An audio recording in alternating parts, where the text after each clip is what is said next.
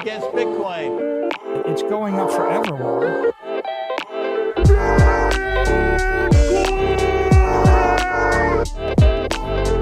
You're against Bitcoin, you're against freedom. Yeah, welcome to another episode of Simply Bitcoin Live. We're your number one source for the peaceful Bitcoin revolution, cover breaking news, culture, dramatic warfare. We will be your guide through the separation of money and state. Speaking about the separation of money and state, first time, I think, in history, a libertarian candidate just got elected to a major country. I'm talking about the country of Argentina.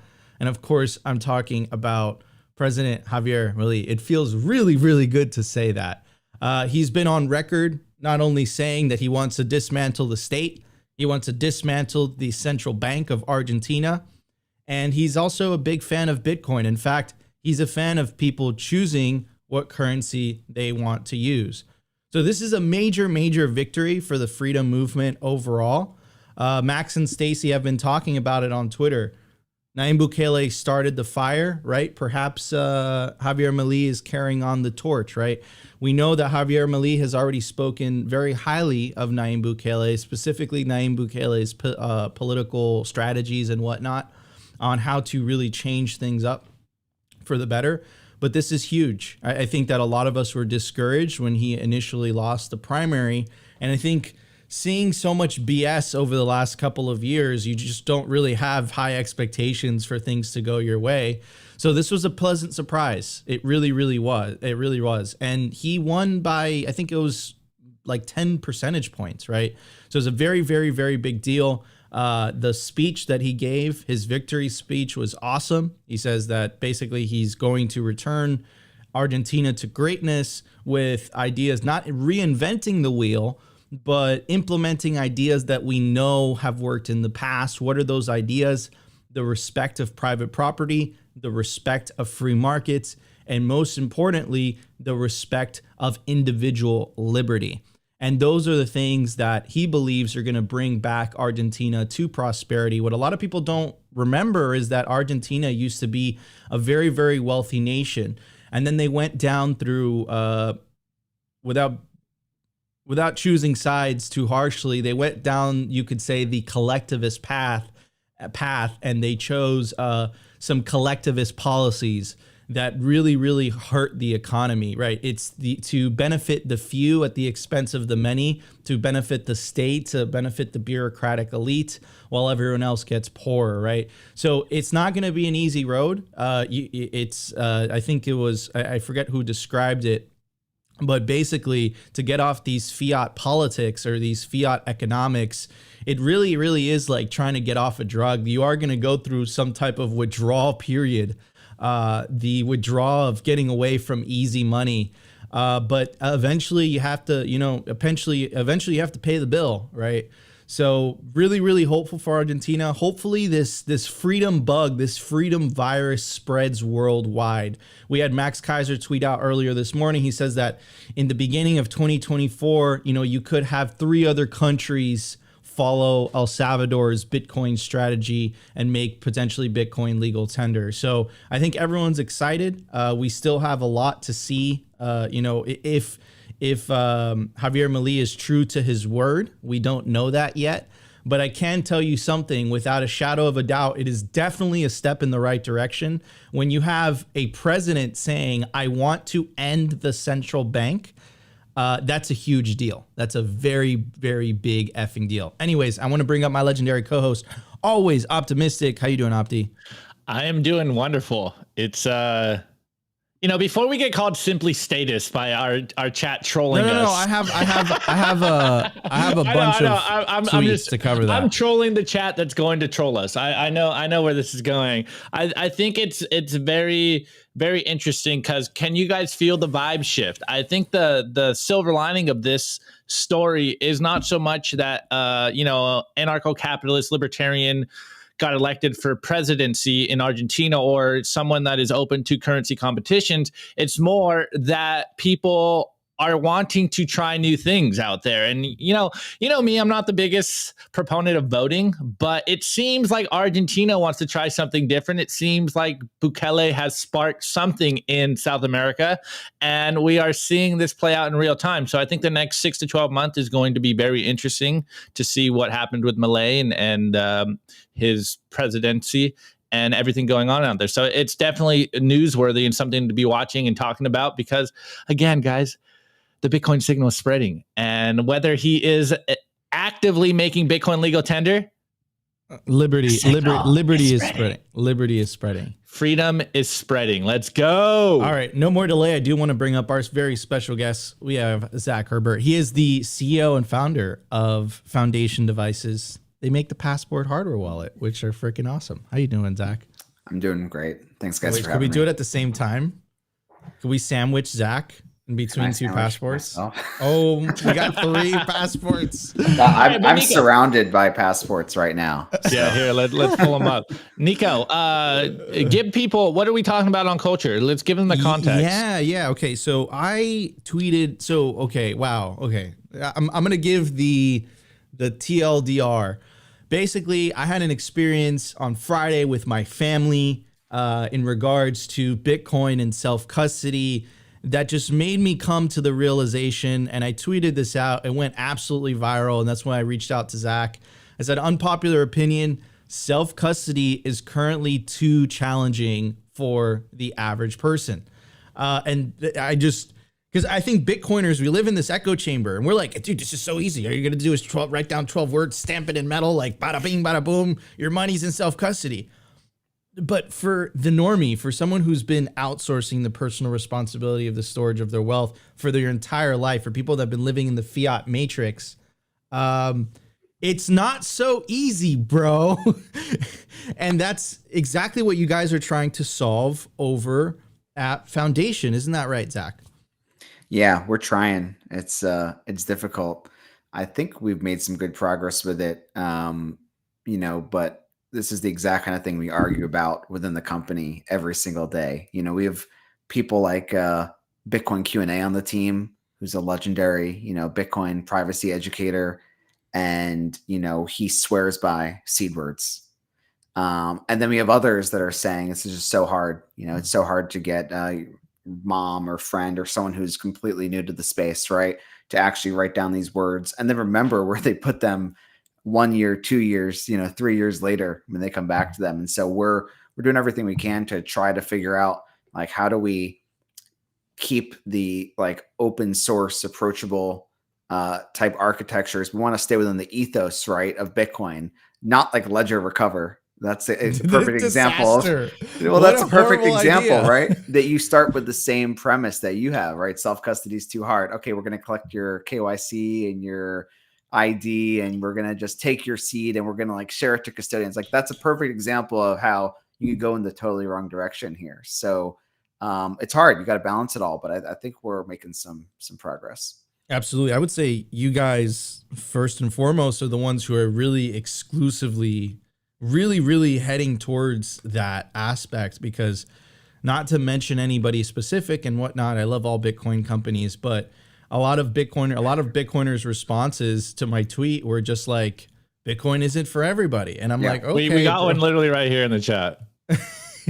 Lightning Goat says, hate to break it to you, normies will never get it. They just follow along onto a Bitcoin standard and continue trusting third parties. Yeah, I mean, but remember, guys, self-custody is the revolution. That's what you guys have to understand. You guys want things to change. You need millions upon millions of individuals holding their own wealth. That's how things change. If you just have a bunch of people holding a Bitcoin ETF or holding their Bitcoin with a custodian, they will literally do the things that they've been doing for years. It's the same thing. And then one day you'll just wake up and they'll say, you want to take self-custody? Remember what Elizabeth Warren, she's already been planting the seeds. Self-custody is a sophisticated method of circumventing laws and regulations. So that's, I think, their end goal is to get rid of self-custody altogether. But if enough people are educated about the benefits of self-custody, if enough people are taking self-custody already, it's going to be very, very difficult for them to do that, for them to implement that. Because the reason that they're able to get away with that is because people are uninformed. And because people are uninformed, they're able to feed them certain narratives which aren't true, right? That somehow self-custody is a danger to society. Writing down 12 words is bad. Holding one of these is bad, right? But anyways, we're going to talk about all that today. Great discussion overall. We're going to talk about the election in Argentina. It's going to be a great show. We got some memes. So bunker down, sit back, relax, enjoy the ride, and let's do this. The Bitcoin numbers. Is your Bitcoin in cold storage really secure? Is your seed phrase really secure? Stamp Seed's do-it-yourself kit has everything you need to hammer your seed words into commercial-grade titanium plates instead of just writing them on paper. Don't store your generational wealth on paper. Paper is prone to water damage, fire damage. You want to put your generational wealth on one of the strongest metals on planet Earth, titanium. Your words are actually stamped into this metal plate with this hammer and these letter stamps. And once your words are in, they aren't going anywhere. No risk of the plate breaking apart and pieces falling everywhere. Titanium stamped seeds will survive nearly triple the heat produced by a house fire. They're also crush-proof, waterproof, non-corrosive, and time-proof. All things that paper is not, allowing you to hodl your Bitcoin with peace of mind for the long haul. Stamp your seed on Stamp Seed.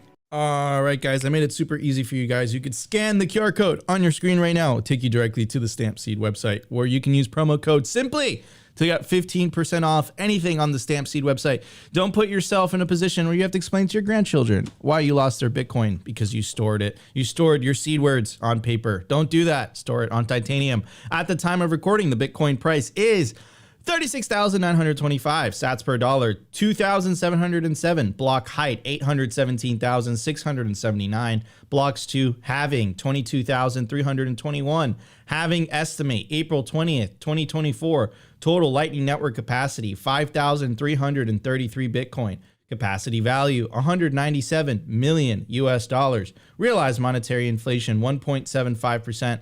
The market capitalization of Bitcoin, $723 billion with the B. Bitcoin versus gold market cap, 5.43%. In the grand scheme of things, Bitcoin is still a tiny little baby. Anyways, what I want to talk about today specifically is I saw this crazy video that was originally reposted by Bitcoin Mindset. It's a clip from Peter McCormack's podcast, What Bitcoin Did. And this is Robert Breedlove. And he blows my mind on this one. I'm going to play it and then we'll talk about it. Let's check it out. Central banking is an institutionalized system of time theft, because ultimately the fruits of your labor are a product of your time or energy, right? Time and energy used synonymously here. We printed $6 trillion in 2020, right, in the US. The average annual US salary is $60,000 roughly. That's 100 million years stolen, right? Through the counterfeiting of currency. If each human works from the age of 20 to 70, so that's about 50 productive years per human, the counterfeiting of $6 trillion USD equals the stealing of 2 million human lives worth of productive labor. Right? This is to try to make it real, like it's a real massive problem. And then of course the plausible deniability that's built into inflation, right? It's Putin's fault. It's Beyonce's fault. It's the supply chains. It's everything but the central bank. So again, we're back to that romantic lie, the deception and the stealing going hand in hand. I think this is hopefully what we can deliver as Bitcoiners, is pulling back the veil on this bullshit. Okay. And the reason I want to play you guys that video is because remember what just happened in Argentina last night. People voted against the central bank, the idea of a central bank, the idea of theft. And that's exactly what Breedlove was saying. And he broke it down. I love the way he did the math and how much time is really being stolen based on the amount of money that was printed. This is what Argentina just voted against last night. They literally said, F you to this man has a chainsaw. I'm going to play you all you guys the video. And he literally chainsaws plastic central banks He has hammers and he breaks them. I think there was a video of him doing it with the piñata. Okay. And, you know, in terms of the Overton window, which we talk about this, which is the idea of there's a window of acceptable discourse. The fact that people in Argentina that were so fed up with 143% inflation voted in a guy that vocally is not only saying he's going to end the system of central banking, but he correctly identified where the economic hardships are coming from, while his opposition and the legacy corporate media continue to gaslight him, tells me that we're right over the target and that we're winning, right? First domino was El Salvador. El Salvador they outsourced their monetary policy to the US, but they just brought in Bitcoin, right? So they have two currencies competing against each other. Now Argentina is a G20 country. It's a massive country. It's a lot of people, 45 million people population. And the fact that you have the president that just got elected saying, I want to end the central bank, is a big effing deal. And I really got to say, like, I really got to give credit where credit is due. This is Nayib Bukele. This is Natalie Brunell. This is Robert Breedlove. This is Peter McCormack. These are all these Bitcoin content creators that have massive platforms that have been getting these ideas into the consciousness of the mainstream for everyone around the world. And if you live in a country where you have an unstable fiat currency, I bet your bottom dollar, you are asking the very simple question, what is money, right? Anyways, I want to pass it on to Zach and then Opti. Yeah, I love this guy. I think what you said is totally correct, but I want to add to this fact that, when we're in really inflationary times, even hyperinflation, I think oftentimes the population can be manipulated, right? They could be manipulated into blaming the wrong thing, blaming something else for the inflation. I mean, we saw that with, Germany, with the rise of Hitler in the 30s. And instead, we have a population that overwhelmingly votes in the guy who's blaming the central banks, who's a libertarian and who's an Austrian economist. So this is absolutely incredible news. For me, it's partially about the candidate, but it's, for me, even more about the population being aware enough, the people of Argentina being able to identify that it's the central bankers, it's the central banks, it's the money printing, that's the problem. And I think that is a truly historic moment. The fact that his victory was so decisive was absolutely historic. And for the first time, actually, I have some amount of hope when it comes to democratic elections, but we'll see how it plays out. Oh man, I do. I'm gonna hold myself back here. Anyways, Opti, what are your thoughts on this whole thing? Well, first off, those numbers there that Breedlove was talking about. What do you say? 2 million lives stolen. Like it's once you really like put it in something, I don't know, digestible, palatable for people to understand what is actually going on. It really blows your mind just like how much destruction is being made by central bankers, by the fact that they're printing trillions of dollars. Like, big numbers are hard for us to imagine. And like, $1 trillion is such a huge number that it's just like, all right, whatever. Like over 1 million, you're just like, you can't even comprehend what this means. And they're printing trillions, and they will continue to print trillions. And the amount of theft that has happened through inflation is just, and this is just the US. Like, it's absolutely insane that this is the status quo. And everyone out there is gaslit into not understanding what inflation is. We say it all the time. Inflation is theft. It's that silent theft. And I was editing one of our articles this morning, and it will drop soon. I'm going back and forth with a guest writer for us. And he quoted the Bastiat quote of the seen and unseen consequences of economic actions. And it's like, it's so obvious to Bitcoiners, to Austrian economists, to anyone that is really aware of how the financial system works, that printing more money harms millions and millions of people. And yet, for some reason, the average person still just doesn't even understand basic economics, and that money printing makes them poorer and all this stuff. And it's just like, it's such an uphill battle, but it truly is just devastating when you get to the numbers of just how much harm central banks have caused on humanity. It's just it's incredible that this is the status quo for the last 100 years. And now we finally have a fix. We finally have a solution. And of course, it is Bitcoin, something that cannot get debased. Like it really like it's depressing on one hand, and then it's like very hopeful on the other hand, because it's like, oh wow, we actually have a solution for this. And this is why we constantly talk about Simply Bitcoin. This is why we show up every single day and do our best to try to orange pill people, to at least plant the ideas of freedom, plant the ideas that inflation is theft. And in time, people will, they'll feel the pain of inflation and they'll look for solutions, as we're seeing happen in Argentina. So Amen. It's happening. It's slow, but surely it is happening. Amen to that. All right, guys, before we move on to the news, I do want to give a quick shout out to our sponsor, Bitcoin 2024. It's going to be the largest Bitcoin conference on planet Earth, July 25th through the 27th in Nashville, Tennessee. It's not going to be in Miami this year. You want to get your tickets quickly before the prices go up. For a GA ticket, it's $349. For an industry pass, it's $849. That gives you access to Industry Day and discounted hotel rates. And for $4,749, that gets you the Whale Pass. That gives you access to the deep backstage VIP lounge, also premium seating and VIP viewing. Last year, I got to meet Tulsi Gabbard backstage. It was absolutely awesome. You definitely don't want to miss the biggest Bitcoin conference of the year, Bitcoin 2024, July 25th through the 27th in Nashville, Tennessee. Use promo code SIMPLY to get a 10% discount to your tickets. All right, everybody, let's hit the news. The Daily News.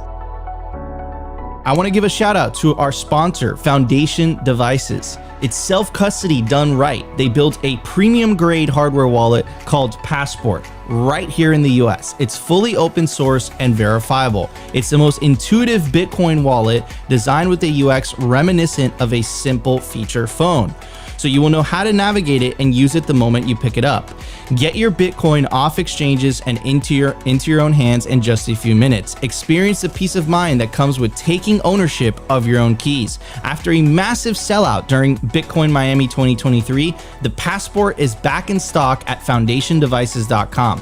Bitcoin only, open source verifiable, completely air-gapped security model, gorgeous design craft, premium grade materials. If you're thinking about getting your Bitcoin off exchanges, this is the one for you. Check out the Passport link in the show notes below to learn more. All right, guys, I made it super easy for you guys. You could scan the QR code on your screen right now. It'll take you directly to the Foundation Devices website where you can get yourself a Passport hardware wallet. Remember, not your keys, not your Bitcoin. Get yourself a Bitcoin hardware wallet. Opti, we should sandwich Zach again one more time, right? Let's sandwich him. Let's do it full screen. Yep, he's sandwiched right now.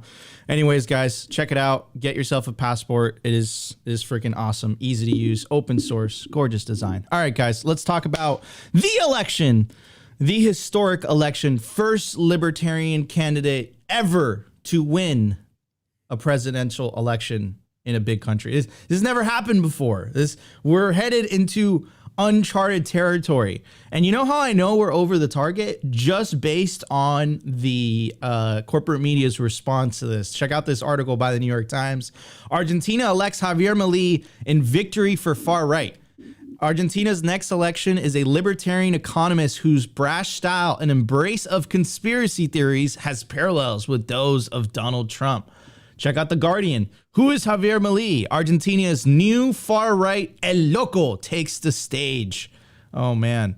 Likened to Wolverine and Trump, nicknamed the Madman, the former TV pundit is known for his prolific swearing and pledge to take a chainsaw to the machinery of the state. Right? I think we might be over the target, boys. Anyways, and girls. Argentina takes leap into unknown with Javier Milei as president. Libertarian promises to dollarize economy, shut down central bank. Milei to take office December 10th after beating Peronist candidate. It goes on to say, libertarian outsider Javier Milei won Argentina's presidency, promising a radical shakeup to fix decades of policy mismanagement, a strategy that resonated with the populace suffering under a nose-diving economy and one of the world's fastest inflation rates. With 99% of ballots counted after Sunday's election, Milei took 56% of the votes to 44% for economy minister Sergio Massa of the incumbent left-wing Peronos coalition. According to the official electoral authority, the scale of his victory was unexpected, and Massa conceded before the results were released. Goes on to say, this is part of his victory speech last night, today starts the rebuilding of Argentina. Milei told the jubilant crowd at his campaign headquarters in Buenos Aires, there's no room for gradual measures. I definitely recommend that speech. It was absolutely epic. Now I'm going to play you guys 3 videos of multiple instances of this guy absolutely going ham. And before I play you guys the video, we have to talk about the concept of the Overton window because it's very, very important. So the Overton window is the range of policies politically acceptable to the mainstream population at a given time. So we have unthinkable, radical, acceptable, sensible, popular policy, right? If you would have told me 5 years ago that a candidate who is literally chainsawing a plastic central bank and saying that he wants to end the central bank, in terms of the Overton window, you would think that is unthinkable or even radical, right? But Argentinians have suffered to such an extent that now that has, I would say, it's popular. And if Milei does his job, it could eventually become policy where they end the central bank altogether. And that is a very, very big deal because it will prove to other countries that you can have a modern nation state without a central bank. Remember Robert Breedlove's statement on what Bitcoin did with Peter McCormack. Remember that. It's really important that it's really psychological warfare. Like if you break it down for people to understand that there is an alternative system. Anyways, I'm going to play you guys some of these videos because they're absolutely hilarious. Here is a throwback to 2021. President Milei as captain and cap striking down Argentina's central bank with Thor's hammer. You couldn't make this shit up if you tried.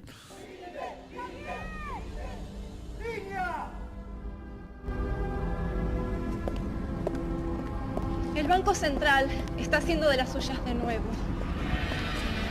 Creo que es hora de cerrarlo. De una buena vez.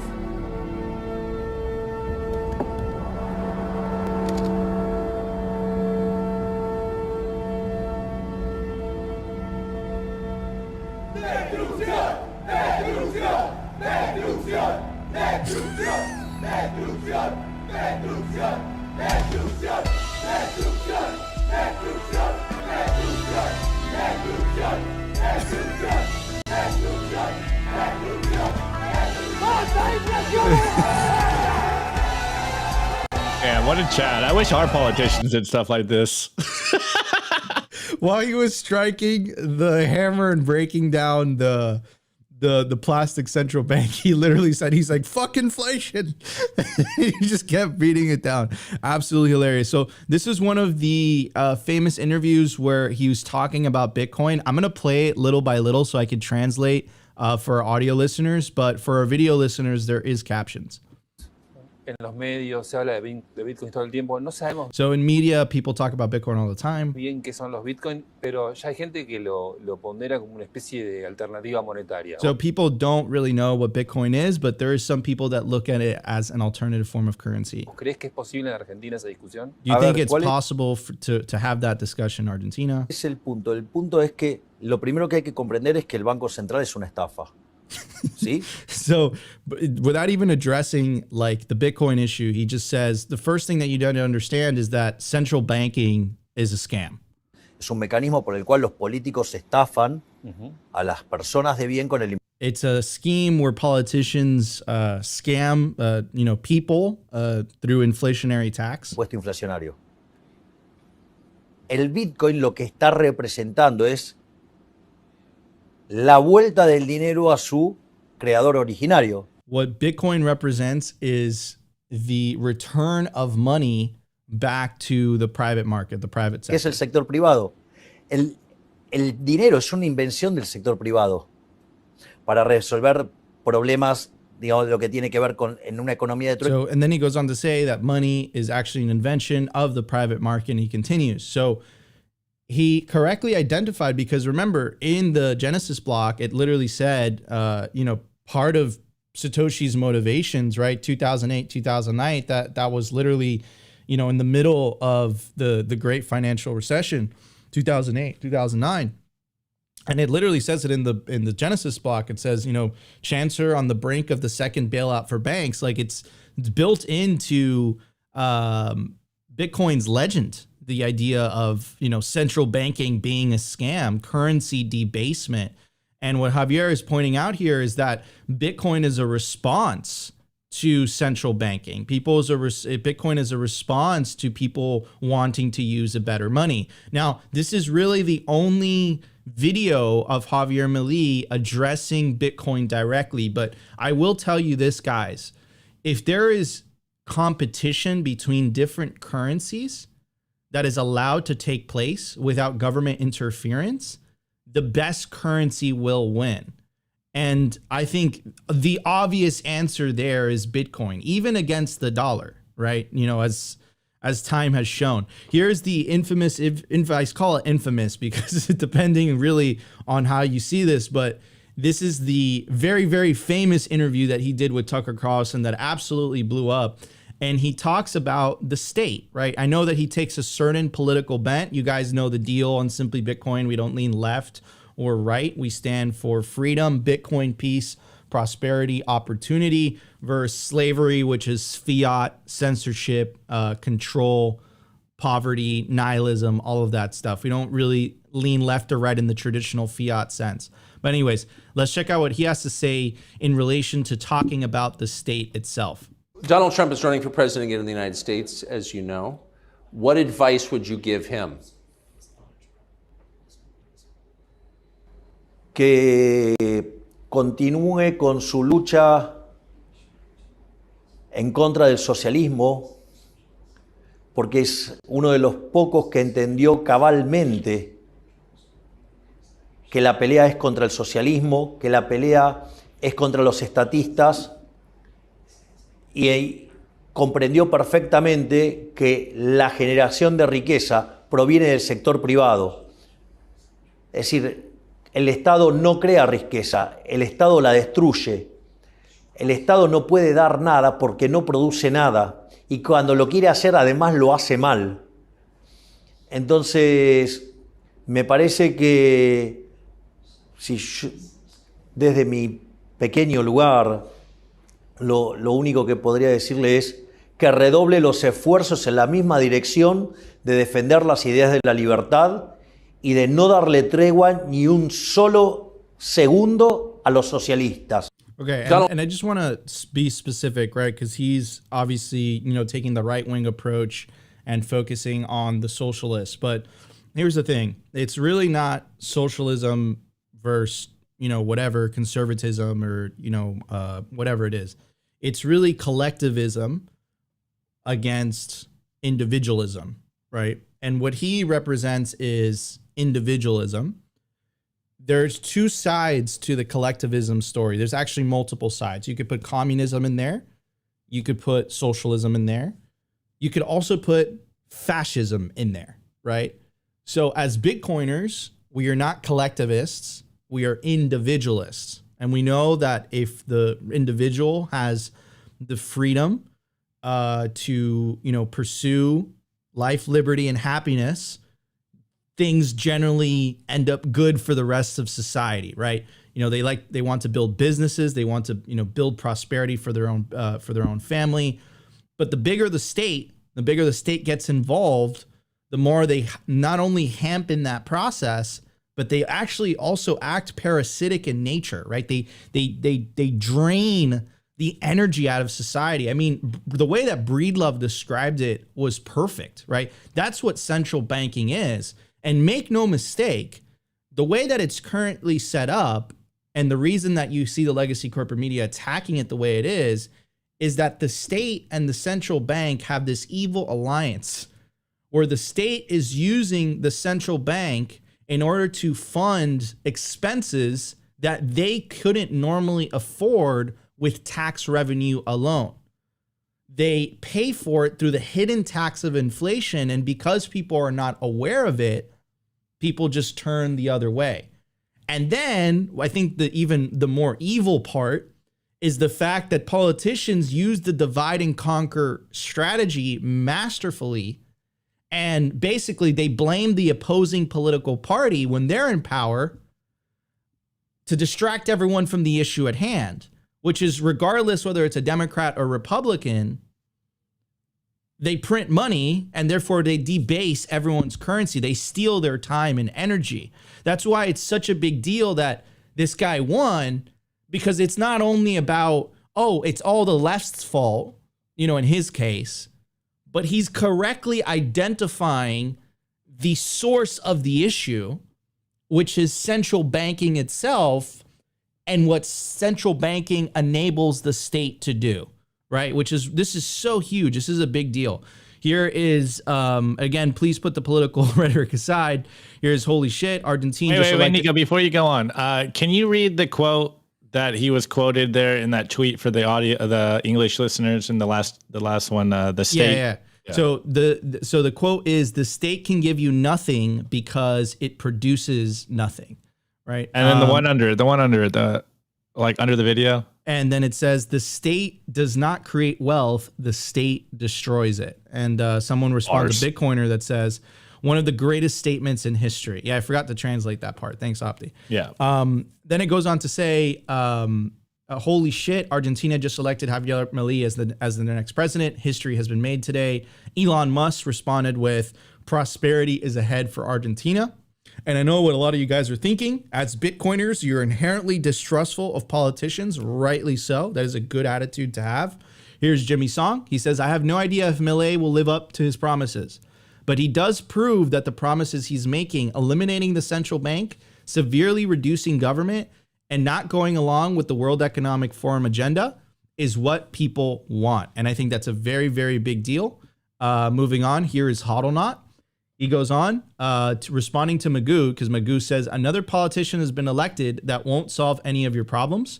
Hodlnaut says, breaking news, big positive change is a result of many small positive changes. Politicians generally suck, but wield great power to make lives better or worse for people. The direction we are moving matters greatly, even though it no way marks the finish line. And I think that's what a lot of people have to understand. Here's Fernando. Fernando is the director of marketing and communications director at Blockstream. And it says, observing some highly regarded takes from Bitcoiners who seem to have limited grasp of Argentina's complexities. Milei's victory isn't just political. It's about a narrative of freedom, open commerce, and defending private property winning today. I don't think these Bitcoiners really understand how deep Argentina's cultural challenges run. This election is a massive first step in shifting mindsets, a fight for liberty that Milei has championed for years. His win is a clear signal that his ideas resonate wildly. Yes, Milei is a politician. Yes, the nature of politics means not all promises could be kept. The system demands compromises, but labeling him non-ANCUP enough or a status cuck comes from a place of detachment. Keyboard warriors unironically believe this. Keyboard warriors don't understand the massive task of battling the Hydra-like beast of the Argentina's state complexities. I don't either, but the least I can do is stand together with someone who's willing to do it. And I can't emphasize this enough, because as a Bitcoiner, I think we all have that idea of, the belief from the sovereign individual that eventually information technologies and technologies like Bitcoin and the ability for people not only to seek out their own information, but also to pick and choose what money they want to use will make politics irrelevant over the long run. But during the transition, politics are relevant. And that's just a reality. Here's Sam Callahan, and he says, if Milei follows through and supports Bitcoin adoption, then this could be a landmark moment. To put things into perspective, Argentina ranked 23rd in GDP. El Salvador ranks 101st. It could set off a domino effect of nation state adoption that will make the IMF shook. Yes, I guarantee that. Christine Lagarde definitely cried herself to sleep last night due to Javier Milei's victory. But yeah, I think that covers it all. What happened? Who is this individual? Literally breaking central banks and shit. But yeah, this is a historic moment. First libertarian president. he's going to have an uphill battle because I think the administrative state of Argentina is going to try to fight him tooth and nail. But yes, I think people are waking up. And I tweeted this out as a joke yesterday. Now we know the game plan, guys. All we need is 143% inflation. Well, people will literally vote against the central bank. That's all we need. That's the game plan. Anyway, Zach, what are your thoughts? And then we'll move on to Opti. I think you said it pretty perfectly. I think people are waking up to the real source of the problem. The only thing I'd add is I hope he has some really good security. Yeah, you could definitely say that. I mean, I would, for someone like that coming that hard against central banks and identifying it as the source of the problem and rallying 60% of the population to support him, with that as a potential to spread throughout all of South America and hopefully the whole world. I mean, he probably has a pretty big target on his head right now. 100%. He did mention that in his victory speech last night.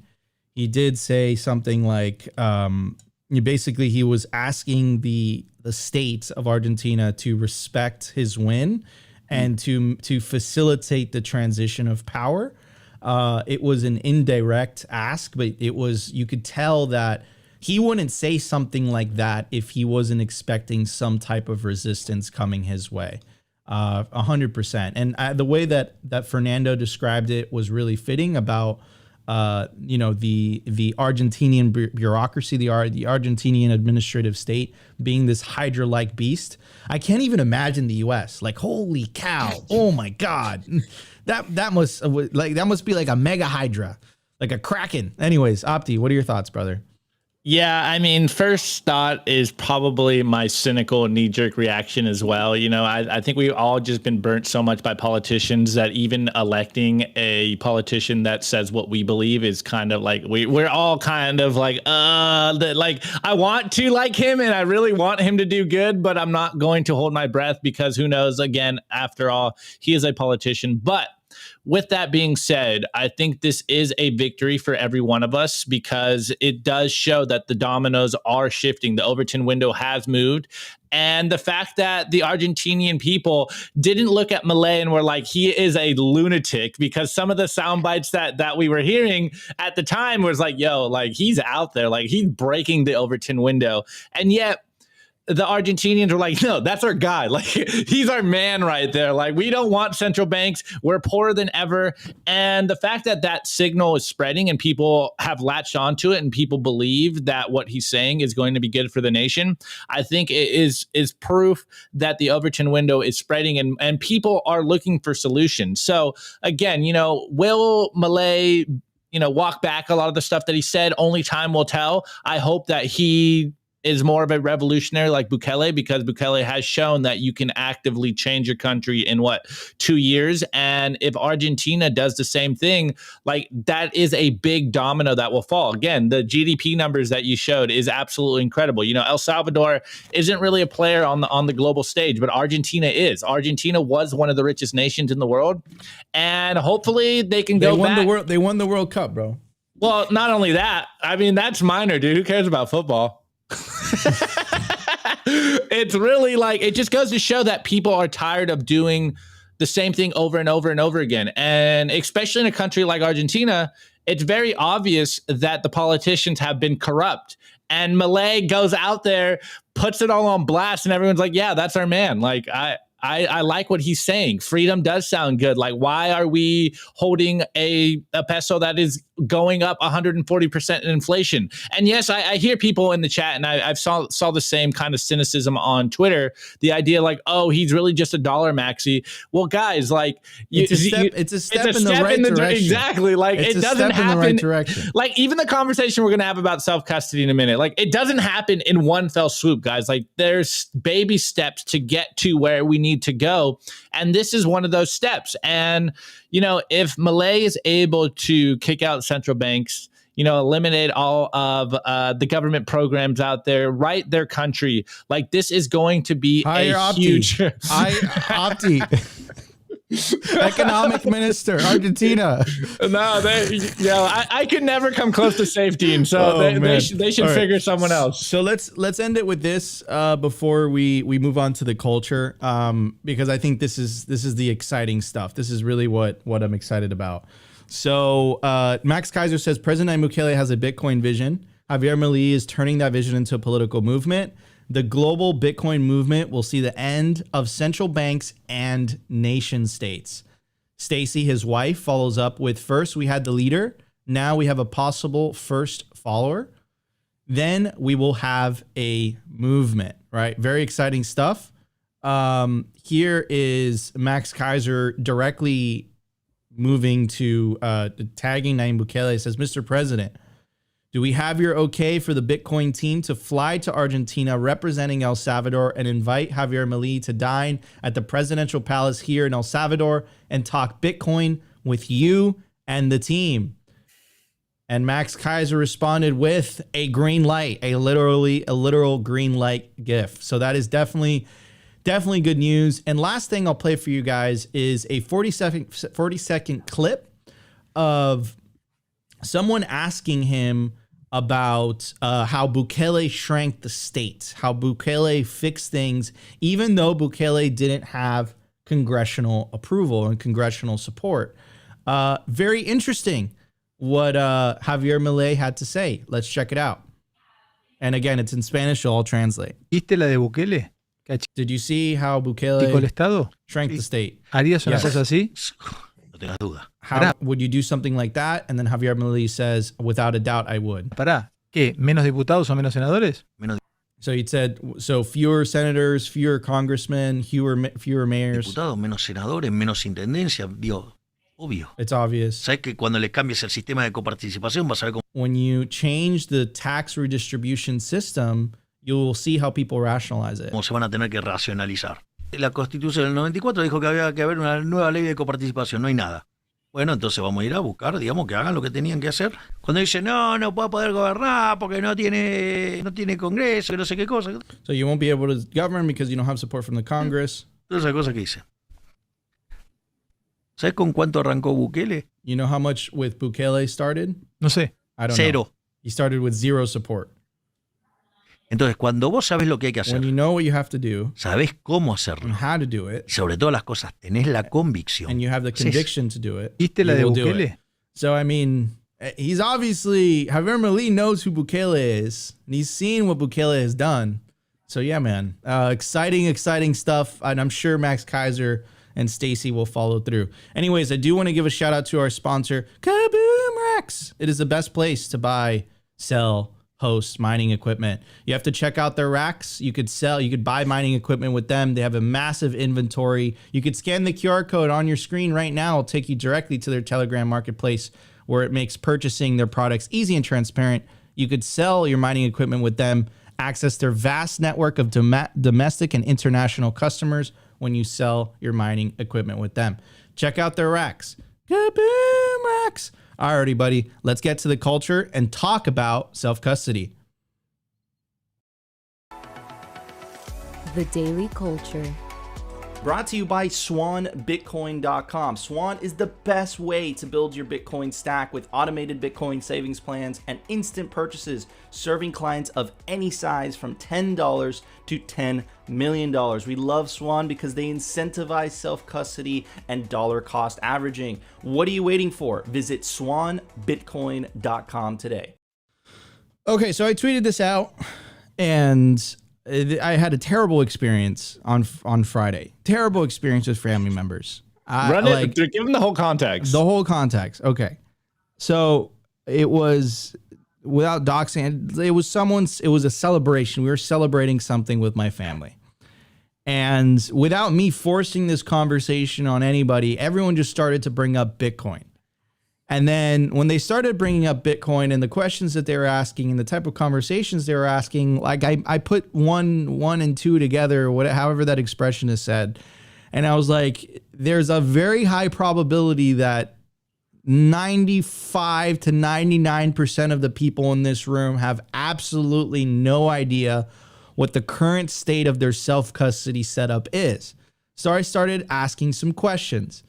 And nobody had any effing idea what their self-custody setup was, to the point that one of my family members looks like they just lost their seed words altogether, right? So that made me come to the conclusion, and I tweeted this out 9:20 on a Friday, 9:20 p.m. on a Friday, and it blew up. So obviously this is on the minds of a lot of freaking people. And I said, unpopular opinion, self-custody is currently too challenging for the average person. Because before that experience that I had, I was like, it's so easy. It's 12 words. It's like you write down 12 words, 24 words. You buy yourself a passport, bada bing, bada boom. It's done. You have self-custody. Fuck no. No. People just don't care. They don't give a flying fuck. They just don't care. And, you know, it sucks because I think exchanges and, you know, will take advantage. They're just like, look, I have my Bitcoin. It's on Robinhood. I have my BlackRock spot Bitcoin ETF. I'm okay. So that's complicated. That's difficult. And that's exactly what I experienced on Friday. And then I love what the foundation guys replied.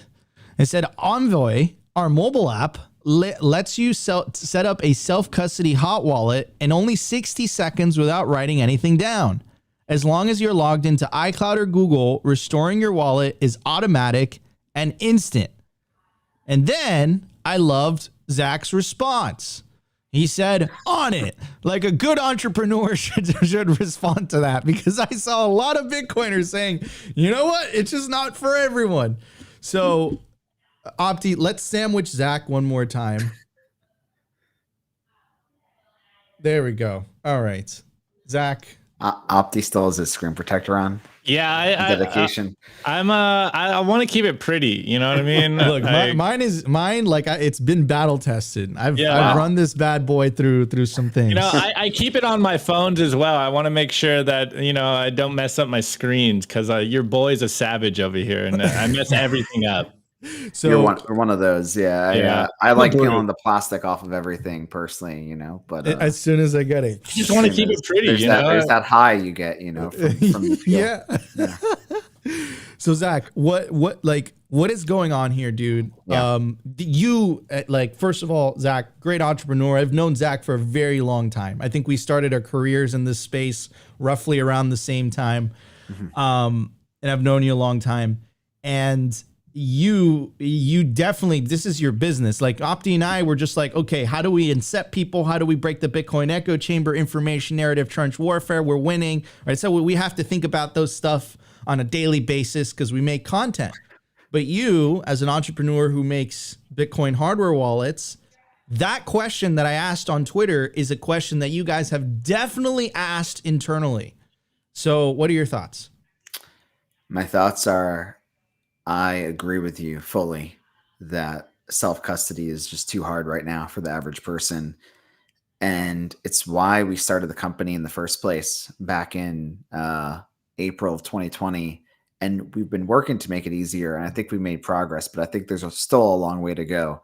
For some reason, there's a lot of people in the Bitcoin space, a lot of companies that think that self-custody is not for everyone. You know, they say it's not for everyone, or they'll draw comparisons between, you know, learning how to drive a car, say, well, you have to put 100 hours in, you know, you have to learn, you have to train.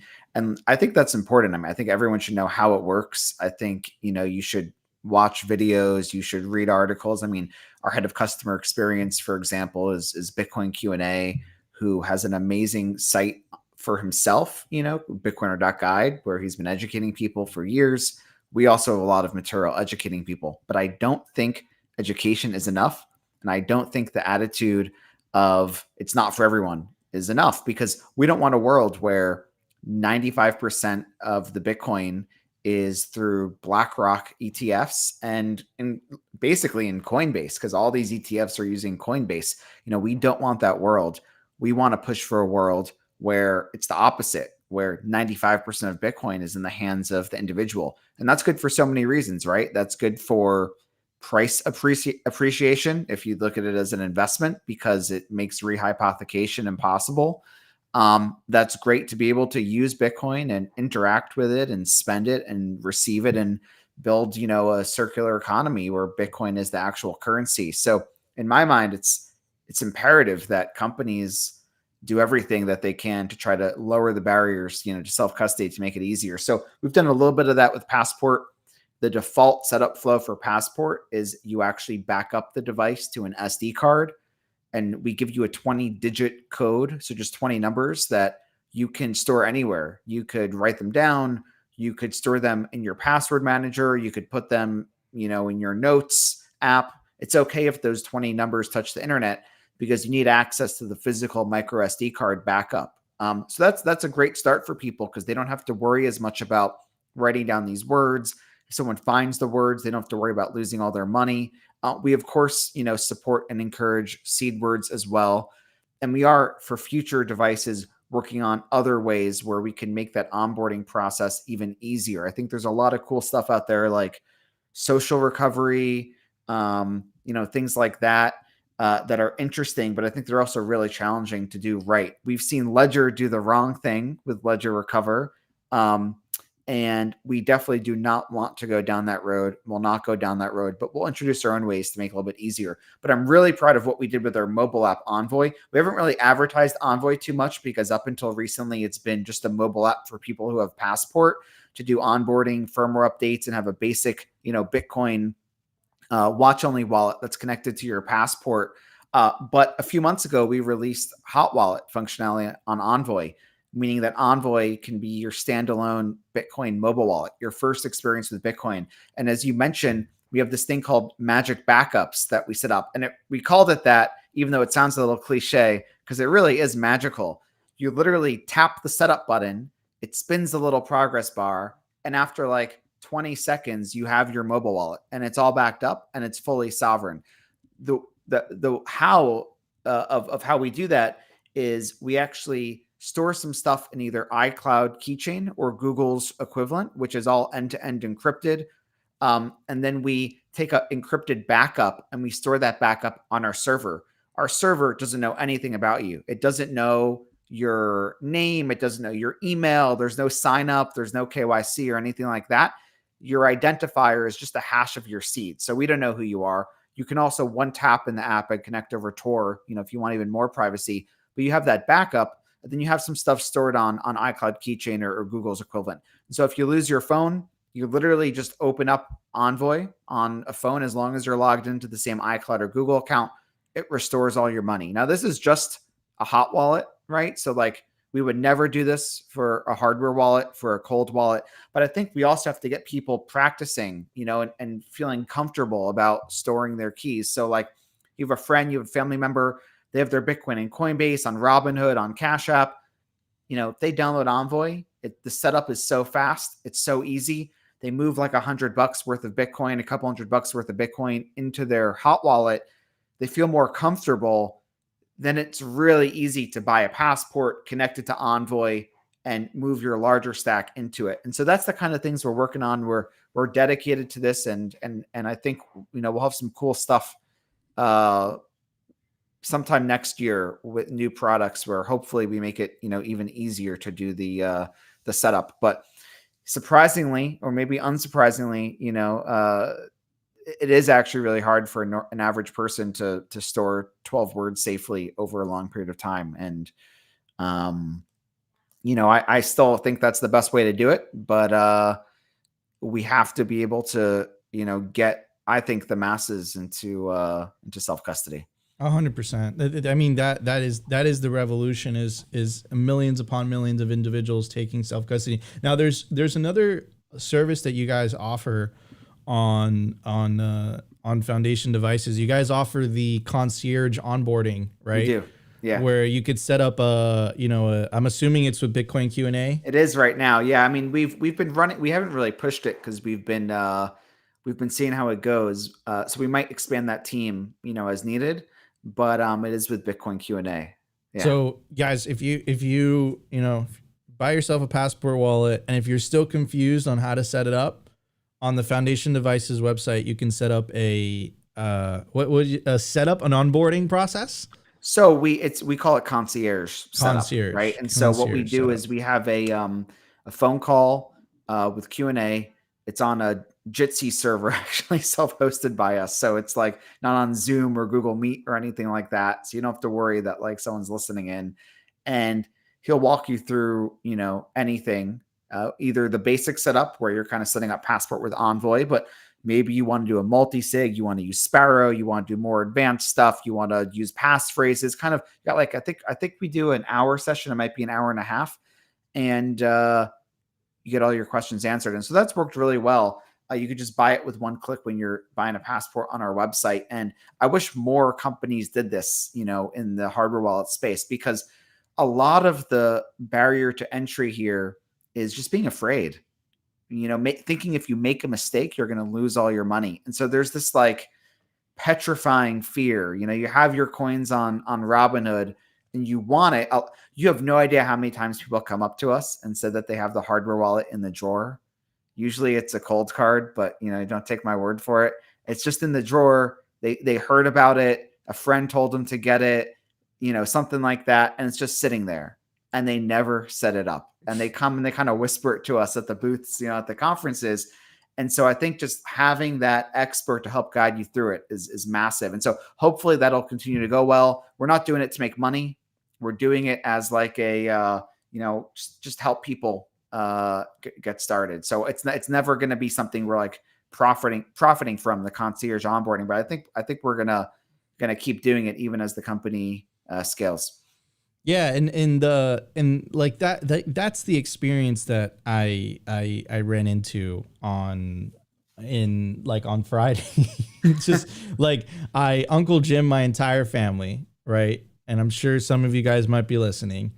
And then I was just like, you guys have absolutely no idea. If I disappeared tomorrow, you guys' Bitcoin would be safe, but you guys would have absolutely no clue how to access it. And that's a problem. That's an issue, And so by the way, like there's a lot of really complex stuff that I mean, you ask 5 Bitcoiners how to self-custody, they'll all tell you 5 different things. But, a lot of people are pushing things like multi-sig, for example. It's so much harder to deal with what happens if I'm gone with multi-sig. And I'm not against multi-sig, right? I think there's a place for all these things.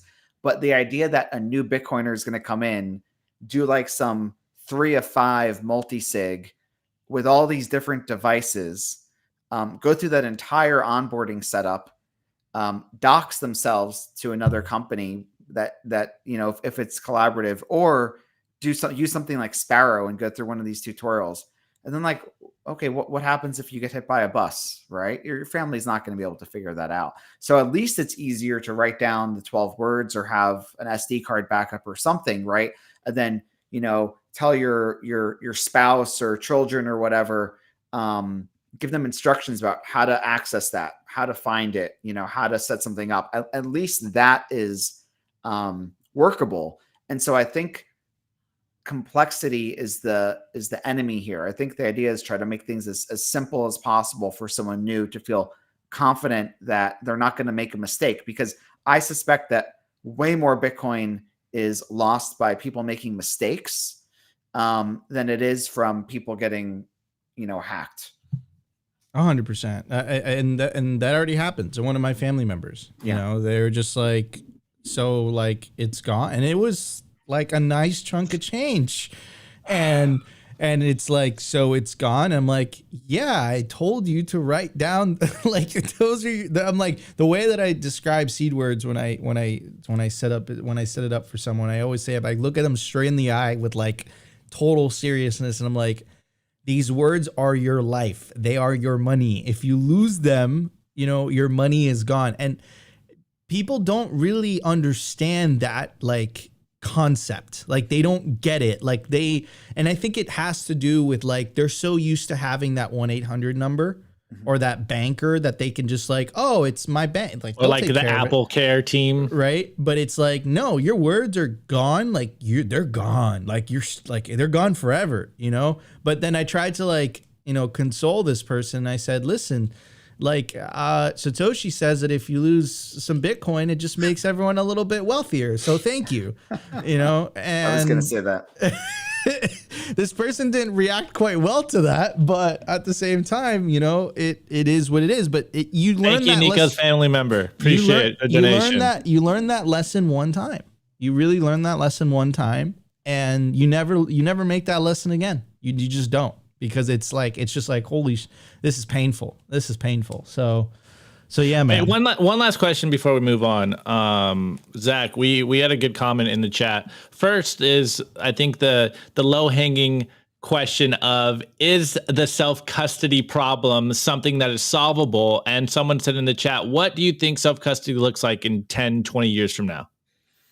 I mean, I think it's definitely solvable. I think we're going to have to experiment a little to figure out what it looks like and what works. I think some combination of whether it's, in my mind, some combination of storing something physical as a backup, storing whether it's multi-sig or pieces of a key on some of your other devices, like maybe something stored on the Envoy app, you know, on your phone, maybe some element of social recovery. So like, as Nico's saying, if you have, you know, family members or really close friends, if you're already having conversations, intimate conversations about Bitcoin self-custody, I do think there's some aspect where a social recovery thing could work, where you kind of split up the, you know, the seed and store pieces of it with like very close family or very close friends, where they're kind of safeguarding it in case you need it. I'm also really interested in things like degrading multi-sig setups,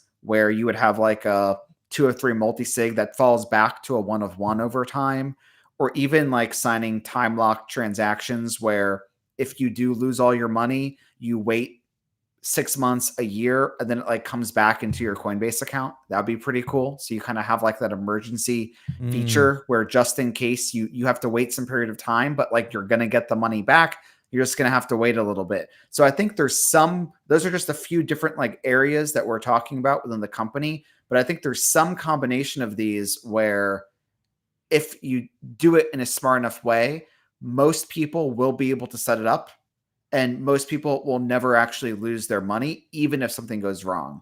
And if we can pull that off, which I really hope we can, I think that's going to really just unlock self-custody for the next wave of people. And I think we need to do it before the next bull market really hits. Because could you imagine like over 100 million people coming in as new Bitcoiners over the next 18 months, and they're all going to like BlackRock or Coinbase or Robinhood? I mean, that's, in my mind, that's the disastrous scenario.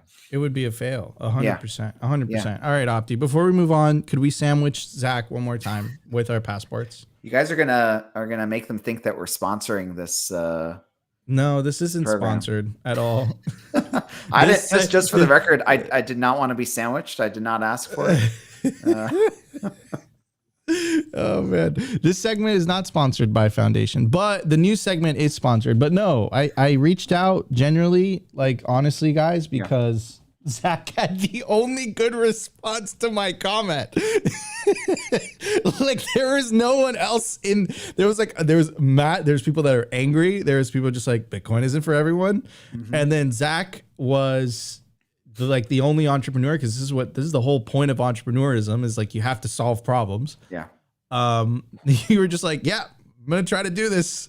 I'm gonna try to tackle this problem. But that's what it's all about, right? Do we want hyper Bitcoinization? Do we want just an elite few to hold all the Bitcoin, the potential risks of rehypothecation, or do we truly believe Bitcoin is for everyone? I believe Bitcoin is for everyone, right? But what I experienced on Friday is that just everyone isn't ready for Bitcoin just yet with its current UI, with the way that things are currently structured. And one last thing before we move on, Zach, this kind of reminds me of like back in the 90s, like the 80s, 90s, like back in the early computing, you know, the theory was that everyone was going to have a personal computer at home, right? That was the theory. It came out kind of true. What they got wrong is that, yes, people were going to have a personal computer, but the personal computer was going to be an iPhone, right? It was going to be a device that made it extremely easy for human beings to interact with it. And it didn't feel like they were interacting with a computer. Like you look at the computer and it has a fucking ugly ass keyboard and it kind of opens up in this like non-human way. This is like literally a piece of glass that you use your fingers to touch. It's like it's made for humans, right? So the reason I'm bringing that up is I don't think we've had that moment yet in Bitcoin. I think that we're designing things for people that are computer native. They're comfortable with using certain types of technologies, but I think we haven't really quite seen things be designed for the everyday person. I think you guys have done an incredible job at doing that, because this just reminds me of, the Nokia phones. It's really beautiful. It has the gold back, right? The copper back. But yeah, what's your take on that, man? Because I think that only the wallet of Satoshi, I would say, is something that you can download and you can immediately start receiving sats. And I know a lot of Bitcoiners are like, no, it's custodial, F you, blah, blah, blah. And I'm like, dude, name me another wallet that isn't as easy to set up. Like, name me one. Like, isn't that a good stepping stone to getting someone in the door, I would say? It's tough. Well, firstly, I agree with you about the computer stuff. And I think what we're doing with Passport right now, more like the iPod than the iPhone. I think we still need to really push on new form factors and easier ways to interact with the devices. But and we will do that, by the way, next year. But I think there's an overall problem within the Bitcoin space where you have people pushing tools that are custodial or that offer better UX while completely compromising on Bitcoin's values. So Wallet of Satoshi is a good example. Does anyone even know who runs Wallet of Satoshi? I mean, you get the easy onboarding experience, but you're just using a custodial wallet. And so you're pushing for the user experience, but you're completely compromising on the values. And I would say something like Ledger Recover, which is like, this is the third time I'm going to bash them on here, and not the last time, probably I will. I might have a meme here. But like they're saying, well, we solved the UX problem, but they're completely compromising and destroying these values of, openness, self-custody, control, freedom. Even others in the space that I thought were good, good actors. You have someone mentioned in the chat, BitKey fixes this, which is Block's upcoming hardware wallet. I wrote a whole blog post about this on my personal blog, zherbert.com. They're basically sending everyone's, or they will be if this product comes out, they're going to be sending every single person's information of all their transaction details and history to the centralized server. And we already have Bitcoin multisig solutions that do that today. And so I think what's happening is you have the groups of people that are saying Bitcoin isn't for everyone. Self-custody is hard. You have to learn. You have other, I got a little triggered by BitKey. We don't have to go too into it, but you have the groups that are saying it's really hard. Then you have the group saying we're going to make it easy, but they're completely compromising on the principles. And then you have companies like us that are saying, well, we can make it easy, but we got to be careful that we don't compromise on the principles and we do it the right way. And that's the hardest path. We're not the only ones doing that, right? There's other great teams in the space that are doing that. But I think like everyone in Bitcoin needs to do a little bit of self-policing. You see a company or a team come out there and say, we're making it so much easier to use. But if they're completely violating the principles of sovereign Bitcoin use, you should probably call them out on that, right? Instead of getting all excited. And I think, I'm going to be doing a lot more of that. And I think that's what we need. But I agree largely that we haven't had the iPhone moment yet. I hope we are going to be the ones to, introduce that iPhone moment. We are going to be working on Lightning with an Envoy though. And if we can keep the Envoy onboarding user experience for our mobile app with magic backups, and we can get Lightning in there, and we can get you onboarded with sovereign Lightning instead of using something like Wallet of Satoshi, I think we have a good chance of nailing that sometime next year. So we're we're full steam ahead on all that stuff. We've been pretty heads down. Hell yeah. Yeah. Let's go. Someone on Rumble, John Pleb on Rumble goes, all I'm hearing is we're still so early. Yeah. Well, look at the market cap. I mean, we printed 6 trillion, but the market cap isn't even 1 trillion. I mean, we are so much earlier than people think. And I think this month is my 10 years now in Bitcoin. And like, we're still barely done anything, right? It's just insane to think about how early we are. 100%. This is just the first innings. And strap on your seatbelts because it's going to be a crazy, crazy, crazy ride. All right, everybody, definitely check out the Passport by Foundation Devices. Scan the QR code, get yourself a hardware wallet. Highly, highly recommend it. Opti, should we review some memes? We should. I was gonna say, please don't do another sandwich, guys. Can't handle it. All right, let's meme review it. The Daily Meme Review. He said right, no more guys. sandwich, and we started off with this. I said there might be a meme here. You gotta show the video. You have to show the Ledger video before. Yeah, we need to give context. We need to give All right, guys. So you know the deal. This is the meme review where you guys send us memes on Twitter, tag me at simplybitcointv, or drop them in our Telegram group, t.me/simplybitcointv. Join the Telegram.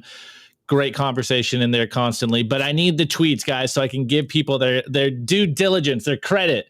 But you already know the deal. Tweet to the bullets, memes to the artillery. We are in an information war. Get the calls of actions out there. Ridicule the corporate press. Ridicule the central bankers. And, of course, make some funnies so your friends' heads stay in the game. Okay, so here we have this video of Ledger. I guess that they made this. Founder? Is this the founder's app? No, this is some celeb or something they're collaborating with. I don't know who these guys are. Okay, guys. So for the audio listeners, there's an orange Ledger hat, and there is a ledger, and apparently their new innovation is a hat where you can put your ledger in it. It's a brain. It's a brain wallet, bro. Literal brain wallet. Shouts out to the huge wrench that's gonna take your head off. Do you guys see this? Terrible idea. Better, you put the ledger in the pocket that says Ledger. So there's a pocket. There's a pocket on each side, right? So if you want good OPSEC, put it in the other pocket. No one's gonna check that one. No one's gonna know. No one will know which pocket your ledger is on your hat. I mean, can you believe these were the guys earlier in the year? They did like the necklace, like the ledger on your neck. Well, I mean, what the hell are these guys doing? What like think about these meetings within Ledger. They're just turning themselves into a meme at this point. You know the gold chain, like the gold chain with the dollar sign? Like they're like, yo, let's just do the same thing. Well, this is also they can't ship their new product is still delayed. It was supposed to ship in like March or April. It's now almost end of year. There's been no word from them. And so instead of like working on the product over there, this is like only their second device. They're like 2 generations in after a decade. And all they can do is ship it with new colors or collabs with celebrities and make like hats and necklaces. I mean, at this point, it's getting to be an embarrassment. They're like $1 billion, valuation company. So I don't know what's going on over there. But we had some fun this morning watching this video. Let's go. All right. Well, that's not the meme. I mean, they are a meme in themselves, yes. But the meme is Foundation Devices. Introducing the Foundation hat, complete with $5 wrench attack, escape helicopter blades, inspired by Ledger's fantastic new take on OPSEC. When are you guys releasing this? Oh, my goodness. And what is it? What are the like dunce clown hats here? And a foundation. I think this is a good idea, guys. I mean, think about it. Your passport just velcros on the side. We don't even have to pay the manufacturer to customize it because you just put the sticker of the foundation logo on the brim. And then if someone comes at you with a wrench, you just float away. So you just inspect your gadget away. Love it. We may have to sell this. Are you saying Seth for privacy approved this? I'm saying he pushed this. I'm saying Seth is the one that actually tweeted this himself. Oh, wow, Seth! Oh my god!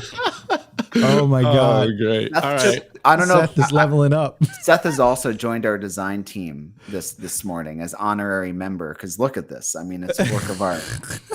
This is how we break through to mainstream consciousness. This is how we get the masses. This is it. This is how you get the masses, bro. Oh my goodness. Okay, next meme is there's a few Argentinian memes here, obviously. So next one is by Julian Farr, and it's a take on the "Don't Tread on Me" flag, but it's got a snake with Milei's hair and an Argentinian chainsaw. This I would buy one of these as a flag. This thing's pretty lit. Okay, next one. Another one. This is Empty Banks, and he goes too soon, and it's the classic guy with his girlfriend looking at the girl in the red dress, and his girlfriend's Bukele, and now every Bitcoiner is looking at Milei.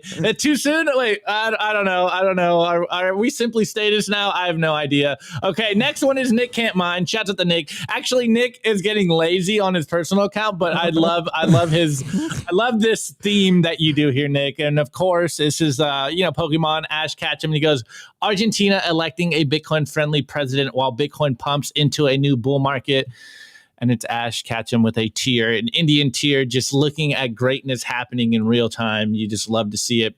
Next one is by Weinicus, and he's just got the Argentinian flag. And what's the Mate Club, right? Is it Mate? What is it?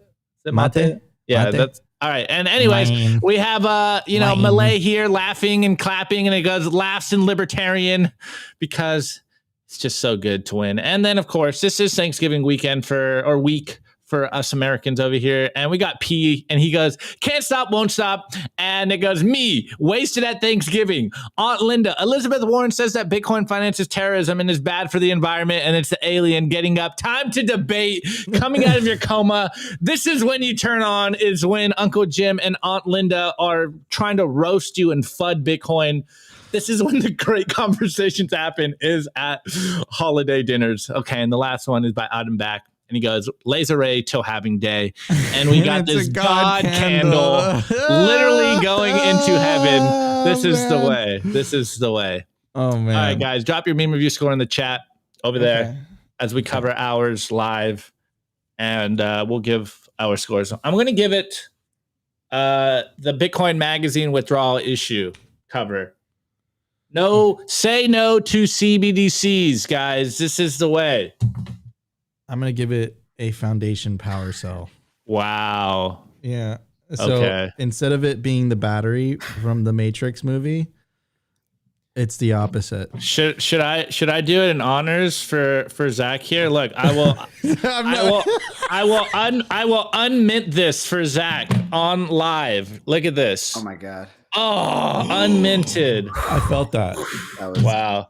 That was great. You're gonna put that back on now, right? I think I might. All right, Zach, what would you give those memes? I got a secret passport prototype thing behind here. So dude, docs, almost doxed. Almost. They're covered in my desk right here, but hopefully the camera cutoff is good. I think it's perfect. My team's gonna kill me. It's right. It's right there. It's on the cusp. You saw it here first. Simply Bitcoin live release of new products, unbeknownst to Zach. Okay, all right. Let's actually, wine's in the chat, Nika. You know what that means. Yeah. Since wine is in the chat, guys, please check out our merch. You can go to simplybitcoin.com. You can scan the QR code on your screen right now, and you can get yourself either a Simply Bitcoin shirt or a Simply Bitcoin hoodie. And for the winners of last week's giveaway, we are sending out your merch. I saw it. I got the notifications. Congratulations. Oh, and also, Paul, I emailed you. Hopefully you're watching. I need your shirt size. I got everyone else's, but you haven't responded to the email yet. So hopefully you respond to my email. And then we'll be shipping out your stuff. But if you guys want to support the show, buy our merch, or else wine will be angry and upset with us. So if you don't want, and we are working on some new designs for you guys. I'll get you the hats. I know you guys yell at me every single day. We're working on it. Same here, by the way. Everyone's been asking for that. We tried the hat. It was a disaster. Like all the colors were wrong. One day. Soon. Oh man. Okay. All right. Here we go. The music has started. Everyday Walking with Christ says, I give the memes a week-long trip with Max, Stacy, and Millie in Argentina. Whoa, 212 likes. Are we really at 212 likes? Let's go. We're at 221 likes, baby. All right. Rave Elevator, I score the memes a chainsaw with a built-in cold card. Okay. Elaine, score. Bukele's success in Malay election starts a revolution across Central and South America. Bitcoin takes over the world. Okay. That's the way. Bitcoin Poems Pro. I give the memes the book Mandibles. Great read for Bitcoiners. I agree. Tora Poddle meme score. A over a ton window movement. I don't get it. Phil Russo. Over a ton window, over a ton window. I want to get Zach's thoughts on this. Blocks distribution Cash App brings self-custody to the masses. Do you know what he's talking about? I think he's making a joke. Oh. Winekits. A nice shiny wall plaque thanking Nico's uncle who lost his seed words and donating his stack to all of us. Oh, man. Tora Huddle bonus meme score. Nico getting to the post office. Trophy yellow smiling. Okay, let's see. We have a few on Rumble. Shouts out to you guys on Rumble. I know you guys yell at me for forgetting your meme scores sometimes, but I'm here. Narwhal Tacos, meme score. Becca already working on the passport Sammy for Zach. Okay, John Pleb, meme score. Get your coins off exchange and ice bank myself. I don't get that one. Ice bank, ice? Yeah, I don't get it. We didn't run out of scores. We ran out of time. Yeah, right. Exactly. Guys, thank you so much for tuning into another episode of Simply Bitcoin Live. I'm your host, Nico. This is my co-host, Opti, and our awesome guest, Zach. He is the founder and CEO of Foundation Devices. Guys, definitely get yourself a passport. Zach, thank you so much for joining us on the show today, brother. Thank you. Appreciate it. Guys, thank you so much for tuning in to another episode of Simply Bitcoin Live. If you enjoyed the show, smash that like button. Consider subscribing if you feel like we provided you value. But the number one thing you could do to push this peaceful Bitcoin revolution is share Bitcoin content, share Bitcoin culture, share Bitcoin products, share Bitcoin everything. That's how we do it. Win over the hearts and minds of the masses. Spread the orange signal. Love you guys. We'll see you tomorrow for a brand new episode of Simply Bitcoin Live.